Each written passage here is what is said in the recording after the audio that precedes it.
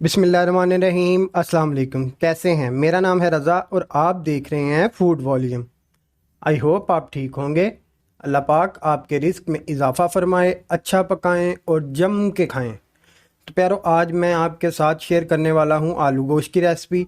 शोरबा पतला होना चाहिए या गाढ़ा, मसाले कौन कौन से ऐड होंगे, सब बताऊंगा।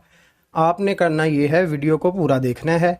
इंशाल्लाह आज के बाद आप परफेक्ट आलू गोश्त बनाना सीख जाएंगे। चैनल पर नए हैं तो चैनल को सब्सक्राइब कर लें।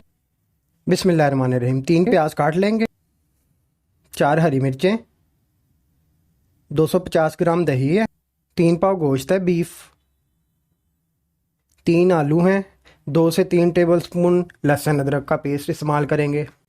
जी तो पोट में गोश्त ऐड करेंगे, प्याज जाएगी इसमें, लहसुन अदरक का पेस्ट ऐड करेंगे, 4 गिलास पानी शामिल करेंगे, 1 टीस्पून नमक,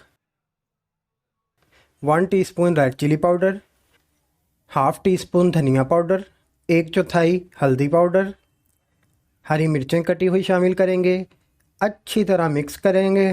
पानी बॉईल होगा तो 30 से 35 मिनट मीडियम फ्लेम पर कवर करके पकाएंगे। अच्छा देखें भाई, मेरे पास तो टाइम ही टाइम है। अगर आपके पास टाइम कम है तो आप प्रेशर भी लगा सकते हैं, ठीक है जी। तो खोल के देखते हैं, पानी खुश्क हो गया है और गोश्त भी हमारा गल चुका है। 2 मिनट तक ऐसे ही पकाएंगे। चलें, अब बारी आती है दही की। अब दही शामिल कर देंगे, 5 मिनट तक पकाएंगे। हमें यहाँ दही का पानी खुश्क करना है।